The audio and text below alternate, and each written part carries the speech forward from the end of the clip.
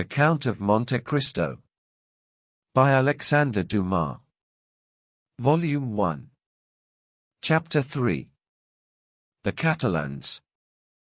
Beyond a bare, weather-worn wall, about 100 paces from the spot where the two friends sat looking and listening as they drank their wine, was the village of the Catalans.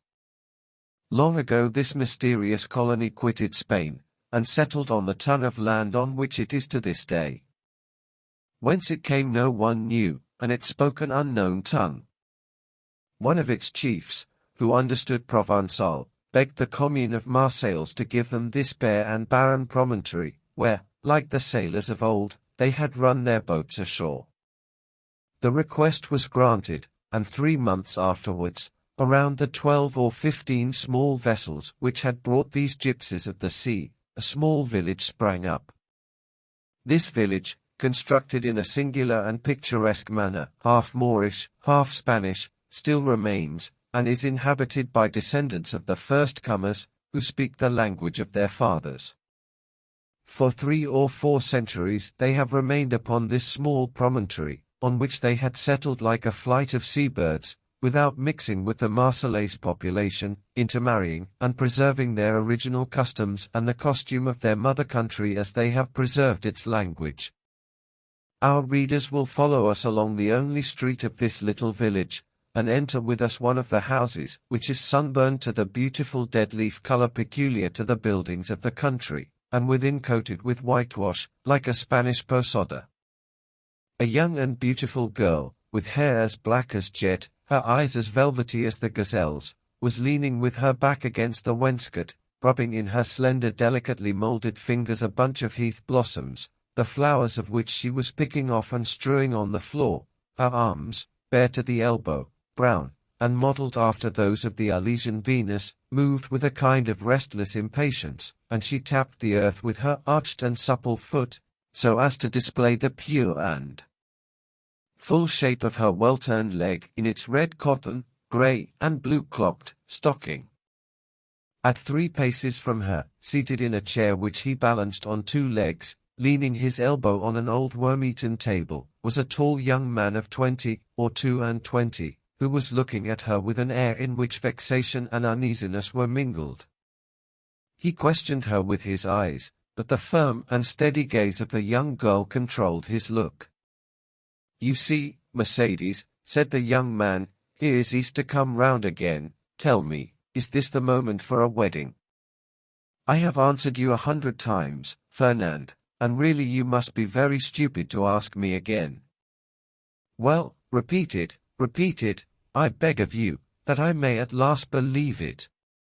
Tell me for the 100th time that you refuse my love, which had your mother's sanction.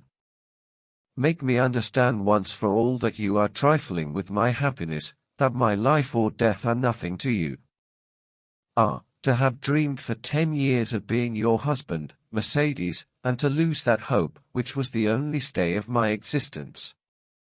"At least it was not I who ever encouraged you in that hope, Fernand," replied Mercedes. "You cannot reproach me with the slightest coquetry. I have always said to you, I love you as a brother, but do not ask from me more than sisterly affection, for my heart is another's. Is not this true, Fernand?" "Yes, that is very true, Mercedes," replied the young man. "Yes, you have been cruelly frank with me, but do you forget that it is among the Catalans a sacred law to intermarry?" "You mistake, Fernand, it is not a law, but merely a custom, and, I pray of you, do not cite this custom in your favor. You are included in the conscription, Fernand, and are only at liberty on sufferance, liable at any moment to be called upon to take up arms. Once a soldier, what would you do with me, a poor orphan, forlorn, without fortune, with nothing but a half-ruined hut and a few ragged nets, the miserable inheritance left by my father to my mother, and by my mother to me? She has been dead a year, and you know, Fernand, I have subsisted almost entirely on public charity. Sometimes you pretend I am useful to you, and that is an excuse to share with me the produce of your fishing, and I accept it, Fernand, because you are the son of my father's brother, because we were brought up together, and still more because it would give you so much pain if I refuse. But I feel very deeply that this fish which I go and sell, and with the produce of which I buy the flax I spin, I feel very keenly, Fernand, that this is charity. And if it were, Mercedes, poor and lone as you are, you suit me as well as the daughter of the first shipowner or the richest banker of Marseilles. What do such as we desire but a good wife and careful housekeeper, and where can I look for these better than in you? Fernand, answered Mercedes, shaking her head, a woman becomes a bad manager, and who shall say she will remain an honest woman, when she loves another man better than her husband? Rest content with my friendship, for I say once more that is all I can promise, and I will promise no more than I can bestow. I understand, replied Fernand, you can endure your own wretchedness patiently, but you are afraid to share mine. Well, Mercedes, beloved by you, I would tempt fortune, you would bring me good luck, and I should become rich. I could extend my occupation as a fisherman, might get a place as clerk in a warehouse, and become in time a dealer myself. You could do no such thing, Fernand, you are a soldier, and if you remain at the Catalans it is because there is no war, so remain a fisherman, and contented with my friendship, as I cannot give you more. Well, I will do better, Mercedes. I will be a sailor. Instead of the costume of our fathers, which you despise, I will wear a varnished hat, a striped shirt, and a blue jacket, with an anchor on the buttons. Would not that dress please you? What do you mean? Asked Mercedes, with an angry glance. What do you mean? I do not understand you. I mean, Mercedes, that you are thus harsh and cruel with me, because you are expecting someone who is thus attired. But perhaps he whom you await is inconstant, or if he is not, the sea is so to him. Fernand, cried Mercedes, I believed you were good-hearted, and I was mistaken. Fernand, you are wicked to call to your aid jealousy and the anger of God. Yes, I will not deny it, I do await, and I do love him of whom you speak, and, if he does not return, instead of accusing him of the inconstancy which you insinuate, I will tell you that he died loving me and me only. The young girl made a gesture of rage. I understand you, Fernand, you would be revenged on him because I do not love you, you would cross your Catalan knife with his dirk. What end would that answer? To lose you my friendship if he were conquered, and see that friendship changed into hate if you were victor. Believe me, to seek a quarrel with a man is a bad method of pleasing the woman who loves that man. No, Fernand, you will not thus give way to evil thoughts. Unable to have me for your wife, you will content yourself with having me for your friend and sister, and besides, she added, her eyes troubled and moistened with tears, wait, Fernand, you said just now that the sea was treacherous, and he has been gone 4 months. And during these 4 months there have been some terrible storms. Fernand made no reply, nor did he attempt to check the tears which flowed down the cheeks of Mercedes, although for each of these tears he would have shed his heart's blood, but these tears flowed for another. He arose, paced a while up and down the hut, and then, suddenly stopping before Mercedes, with his eyes glowing and his hands clenched, Say, Mercedes, he said, once for all, is this your final determination? I love Edmond Dantes, the young girl calmly replied, and none but Edmond shall ever be my husband. And you will always love him? As long as I live. Fernand let fall his head like a defeated man, heaved a sigh that was like a groan, and then suddenly looking her full in the face, with clenched teeth and expanded nostrils, said, But if he is dead? If he is dead, I shall die too. If he has forgotten you. Mercedes, called a joyous voice from without, Mercedes. Ah, exclaimed the young girl, blushing with delight, and fairly leaping in excess of love, you see he has not forgotten me, for here he is. And rushing towards the door, she opened it, saying, Here, Edmond, here I am.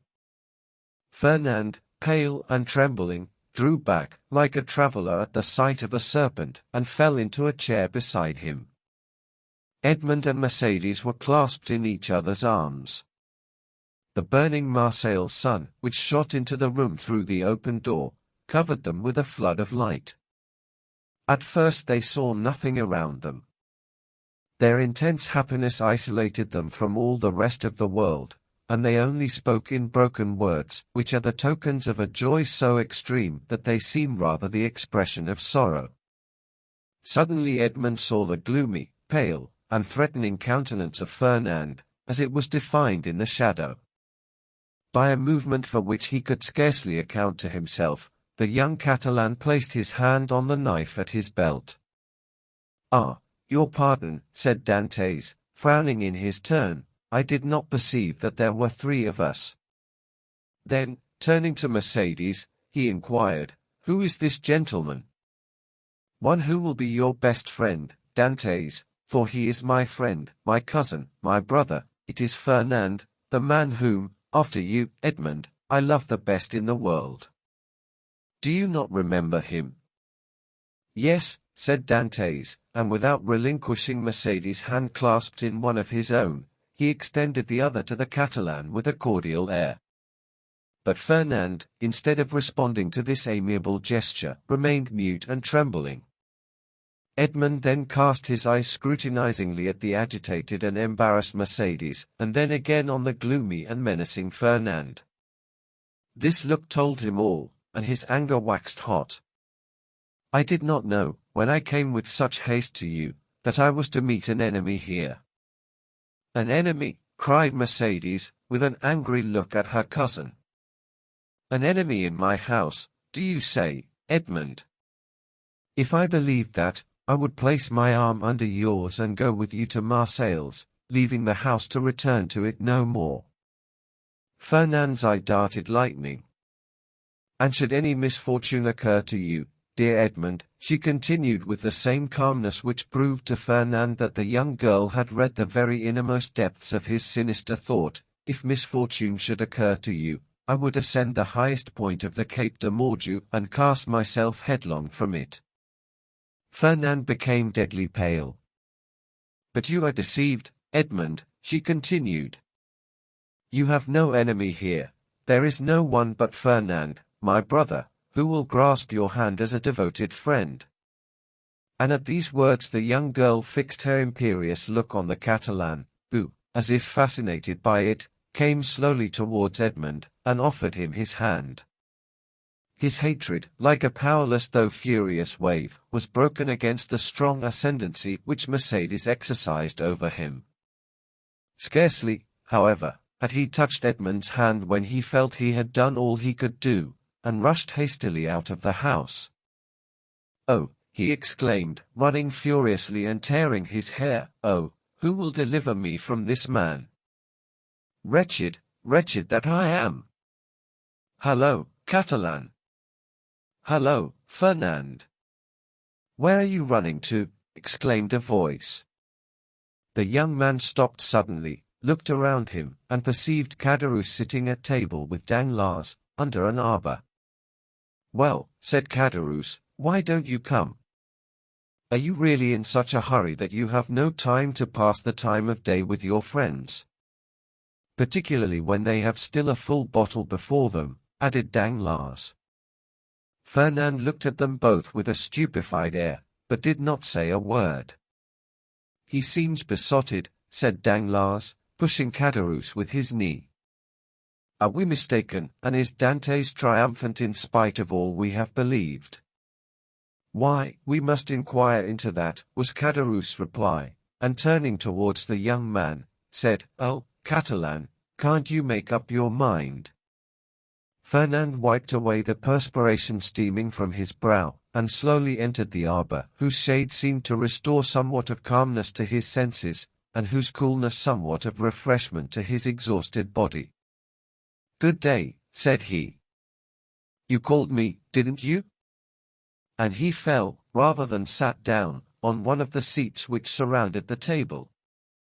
"I called you because you were running like a madman, and I was afraid you would throw yourself into the sea," said Caderousse, laughing.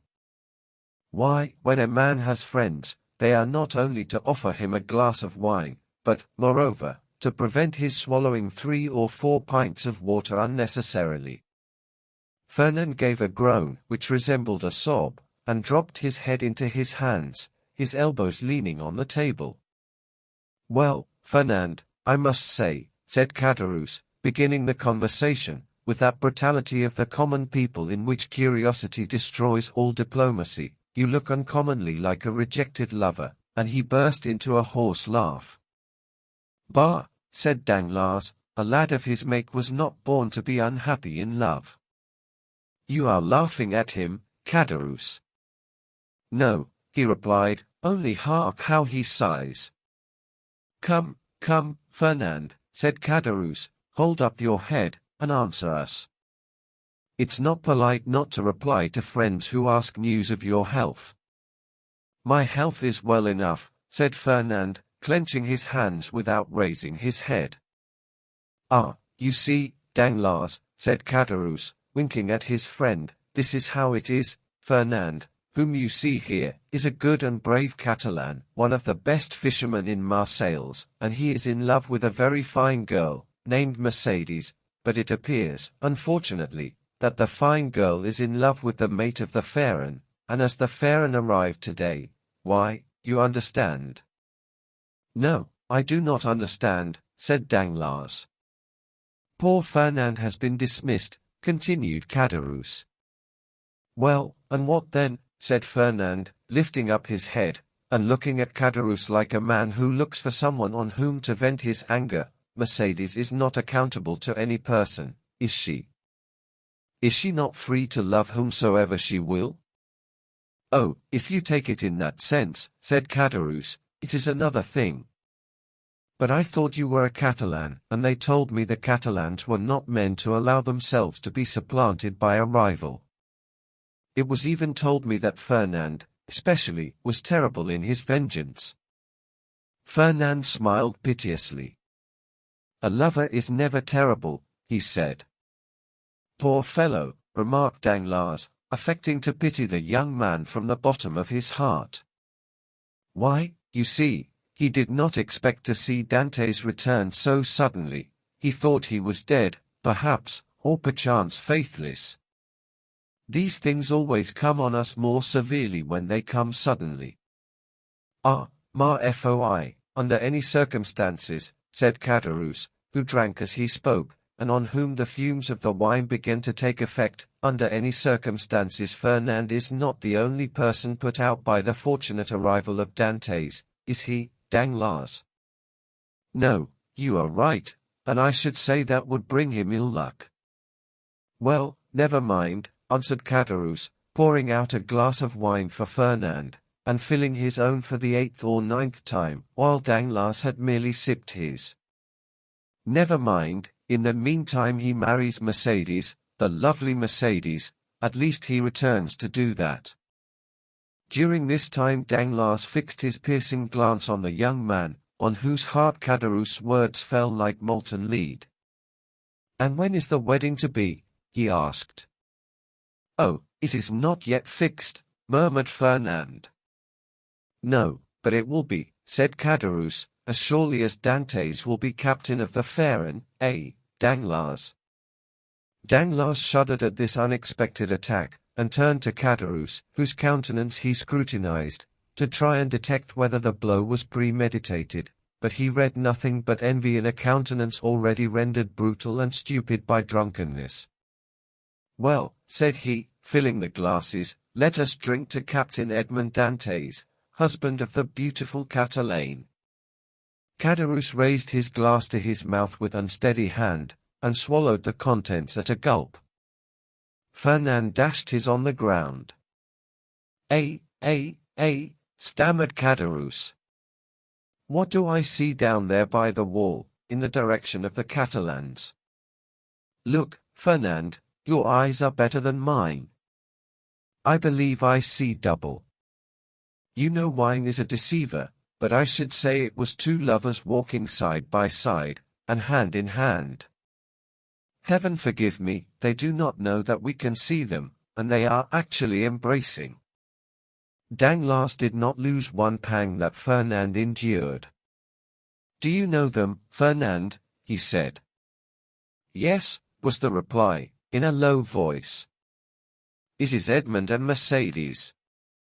"Ah, see there, now," said Caderousse, "and I did not recognize them." "Hello, Dantès." "Hello, lovely damsel. Come this way, and let us know when the wedding is to be, for Fernand here is so obstinate he will not tell us." "Hold your tongue, will you?" said Danglars, pretending to restrain Caderousse, who, with the tenacity of drunkards, leaned out of the arbor. "Try to stand upright, and let the lovers make love without interruption. See, look at Fernand, and follow his example. He is well behaved." Fernand, probably excited beyond bearing, pricked by Danglars, as the bull is by the bandolieros, was about to rush out, for he had risen from his seat and seemed to be collecting himself to dash headlong upon his rival, when Mercedes, smiling and graceful, lifted up her lovely head, and looked at them with her clear and bright eyes. At this Fernand recollected her threat of dying if Edmond died, and dropped again heavily on his seat. Danglars looked at the two men, one after the other, the one brutalized by liquor, the other overwhelmed with love. "I shall get nothing from these fools," he muttered, "and I am very much afraid of being here between a drunkard and a coward. Here's an envious fellow making himself boozy on wine when he ought to be nursing his wrath, and here is a fool who sees the woman he loves stolen from under his nose and takes on like a big baby. Yet this Catalan has eyes that glisten like those of the vengeful Spaniards, Sicilians, and Calabrians, and the other has fists big enough to crush an ox at one blow. Unquestionably, Edmond's star is in the ascendant, and he will marry the splendid girl. He will be captain, too, and laugh at us all, unless—" a sinister smile passed over Danglars' lips, "unless I take a hand in the affair," he added. "Hello," continued Caderousse, half rising, and with his fist on the table, "hello, Edmond. Do you not see your friends, or are you too proud to speak to them?" "No, my dear fellow," replied Dantès, "I am not proud, but I am happy, and happiness blinds, I think, more than pride." "Ah, very well, that's an explanation," said Caderousse. "How do you do, Madame Dantès?" Mercedes courtesied gravely, and said, "That is not my name, and in my country it bodes ill fortune, they say, to call a young girl by the name of her betrothed before he becomes her husband. So call me Mercedes, if you please." "We must excuse our worthy neighbor, Caderousse," said Dantès, "he is so easily mistaken." "So, then, the wedding is to take place immediately, Dantès," said Danglars, bowing to the young couple. "As soon as possible, Danglars. Today all preliminaries will be arranged at my father's, and tomorrow, or next day at latest, the wedding festival here at La Reserve. My friends will be there, I hope, that is to say, you are invited, Danglars, and you, Caderousse." "And Fernand," said Caderousse with a chuckle, "Fernand, too, is invited." "My wife's brother is my brother," said Edmond, "and we, Mercedes and I, should be very sorry if he were absent at such a time." Fernand opened his mouth to reply, but his voice died on his lips, and he could not utter a word. "Today the preliminaries, tomorrow or next day the ceremony." "You are in a hurry, Captain." "Danglars," said Edmond, smiling, "I will say to you as Mercedes said just now to Caderousse, do not give me a title which does not belong to me, that may bring me bad luck." "Your pardon," replied Danglars, "I merely said you seemed in a hurry, and we have lots of time, the fair cannot be under way again in less than 3 months. We are always in a hurry to be happy, Danglars, for when we have suffered a long time, we have great difficulty in believing in good fortune. But it is not selfishness alone that makes me thus in haste, I must go to Paris." "Ah, really, to Paris?" And will it be the first time you have ever been there, Dantes? Yes. Have you business there? Not of my own, the last commission of poor Captain Leclerc. You know to what I allude, Danglars, it is sacred. Besides, I shall only take the time to go and return. Yes, I understand, said Danglars, and then in a low tone, he added, to Paris, no doubt to deliver the letter which the Grand Marshal gave him. Ah, this letter gives me an idea, a capital idea. Ah, Dantes, my friend, you are not yet registered number 1 on board the good ship Pharaon. Then turning towards Edmund, who was walking away, a pleasant journey, he cried. Thank you, said Edmund with a friendly nod, and the two lovers continued on their way, as calm and joyous as if they were the very elect of heaven.